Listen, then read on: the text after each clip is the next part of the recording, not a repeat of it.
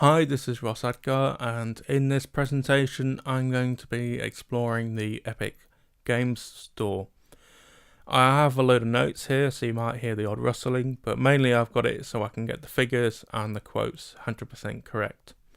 Now, the aims of this presentation is to explore how the Epic Games Store will affect consumers, and also find out how the Epic Games Store will affect PC digital game distribution. Now, PC gaming in general has become quite popular, and it's seen as quite a big growing sector, especially in digital sort of content. I've got a quote here that digital games grew to 13%, and it went to $119.6 billion in 2018. And throughout this, for roughly about 15 years, the main digital platform you bought games on was Steam, and so there's been a lot of debate and a lot of argument that Steam has quite a large monopoly on the market. Steam was created by the Valve Corporation, and as you can see from this table, it does hold a large percentage of the number of games that you can play on PC. There has been other sort of digital platforms, PC platforms, but they haven't been as successful. Stuff like GOG, Origin and Uplay.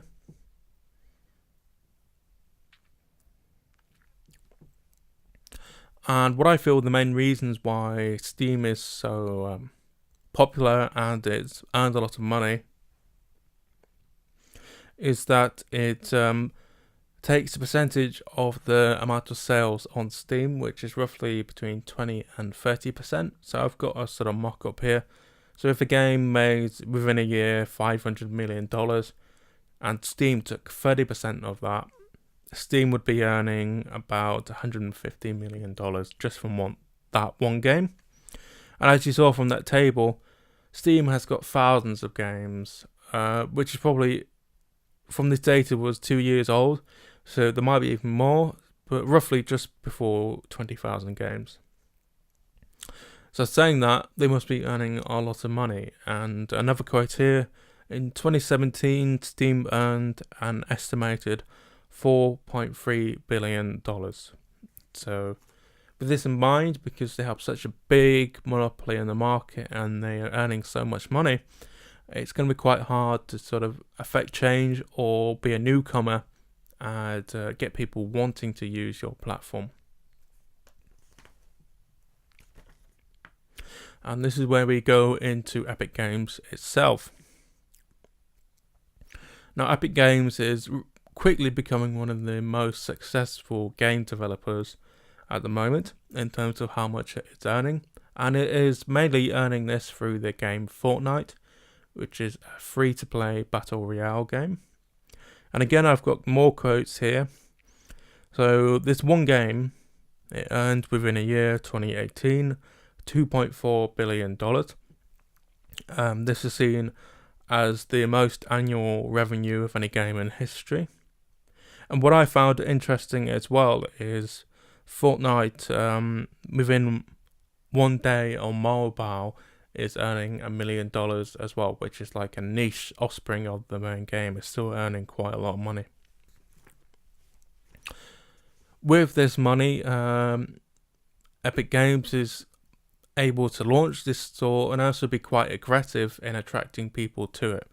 So there was a lot of goodwill when it launched in the 6th of December 2018, and that is because they were doing free game giveaways roughly 2 weeks apart, which they're still doing now, which brought about a sense of goodwill. And also there was a strong emphasis on developers and creating a platform that was quite tailored. Steam has been renowned for letting controversial games onto its platform, because for its Greenlight platform and service, you only had to pay, I think, roughly about $100 per game to have it on the platform. So that was quite cheap. So stuff that wouldn't be able to afford or wouldn't really be on these sort of platforms managed to get on. More recently, for example, there is a game called Rape Day that was released on Steam. Now, the head of Epic Games, Tim Sweeney, when he was talking about the main idea of having a tailored experience on the Epic Games Store, said, "We are going to maintain a reasonable quality for games. It will be open to games of all sizes, but not junky asset flops or shock controversy games that are built just to make noise."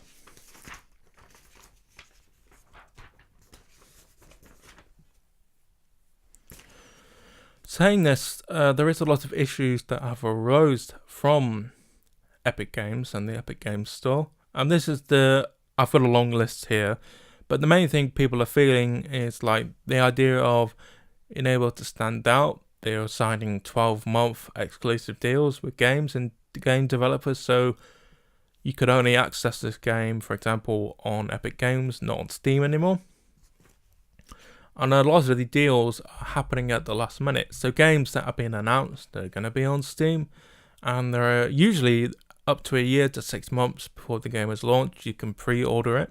So there's been a lot of pre-orders, and then at the last minute, roughly, I think, for example, there's an example of Metro Exodus. That's the main thing, where there was pre-orders for 6 months before the game released. Then 2 weeks before, it was pulled from Steam, so you could only buy it on the Epic Games Store. And this annoyed a lot of people, for example, who wanted to buy it on Steam, and when the game was released, they couldn't find it on Steam, obviously.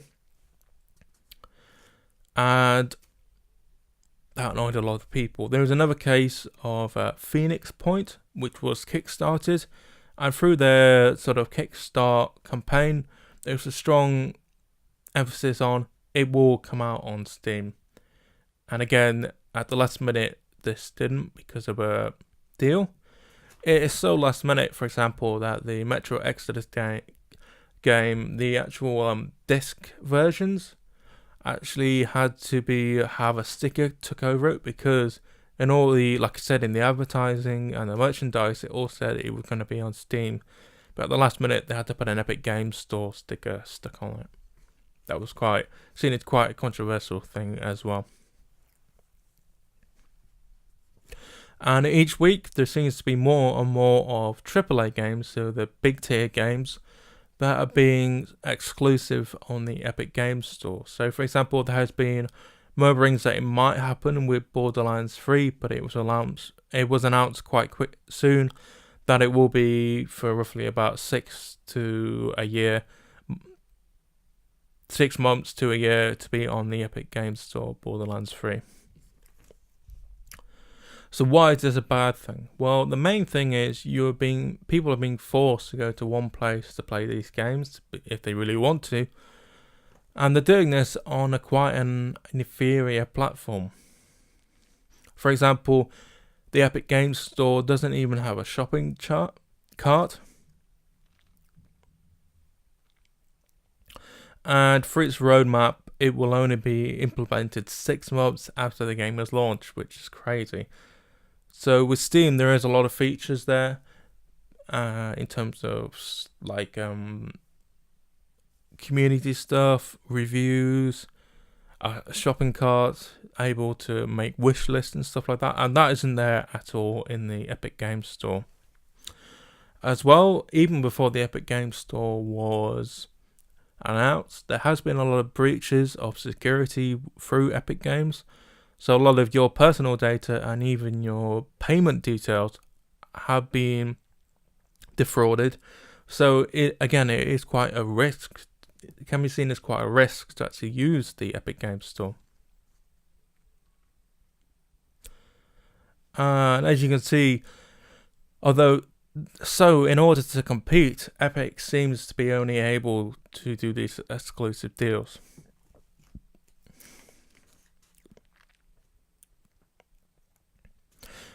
Now, to counter all this, Steam was in a similar situation when it started, roughly in 2003-04, and it actually forced, which people were quite annoyed at the time, it actually forced gamers to actually use their system. Valve forced people to use Steam in order to play their recent games. So Half-Life 2, you had to download it and play it through Steam, which was quite controversial at the time. And I've got a quote here. In an unusual first for PC games, Half-Life 2 will require some form of internet access upon installation. Valve's software Doug Labandi confirmed today in 2004. So yeah, it was seen as a first for the industry, and like I said, a lot of these things that people are complaining about now with Epic Games were actually pioneered and first used by Valve with Steam.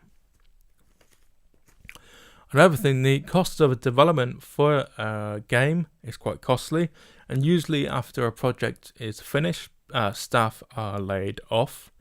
So with these deals, I see it as a really good thing for developers because they are able to retain staff and actually have cash flow for a year, which wouldn't be there. So it is creating job security for these developers. Also, the Epic Games Store gives a better percentage in terms of the amount of revenue it gets, so it's quite lower than Steam. So again, for game developers, it is quite good because they're getting more money and they're getting security through these deals as well. These sort of exclusive deals for 12 months are not unheard of on other platforms. So, for example, the consoles are always known about it, are not sort of complained about as much as on PC in terms of exclusives. And also there's being quoted that Metro Exodus was sold 2 times the amount of copies on PC when compared to the other games it has made. But saying this, when these previous games launched, PC gaming and Steam was much smaller than it is today. And also, it's good for developers again because they can attract a new audience to their games. For example, there is a large proportion of Fortnite players that just play Fortnite on PC and don't have Steam. For example, I've got a quote here that 40% of users of Epic Games Store stated that they have not installed Steam. So what are the consequences? I think the main thing that is happening is customers are losing trust in developers, which could affect sales, and there has been review bombing on Borderlands and the past Metro games as well, because they're seemingly doing these deals at last minute and not giving people plenty of time to work out what to do. There could be, again, a sort of console type war on PC where Steam and Epic are having exclusive deals for 12 months. I don't think that'll happen, but Steam probably will have to compete in some way. But in a good, positive thing, this could actually break the hold Steam has on the monopoly, and so more people can benefit from PC gaming. And also, one point no one really talks about is because of this split and these deals, Epic could fund more independent developers, game developers, to be created, or existing indie developers could grow in size due to these deals and the amount of money they're earning through the percentage sales. So to conclude, the Epic Games Store seems to be strongly affecting how consumers access upcoming games on PC. Its efforts to stand out and to break into the market is creating quite a large backlash. But it could make really effective change in making the other platforms, sort of Steam, fairer to developers, and in order to change how it runs the service as well.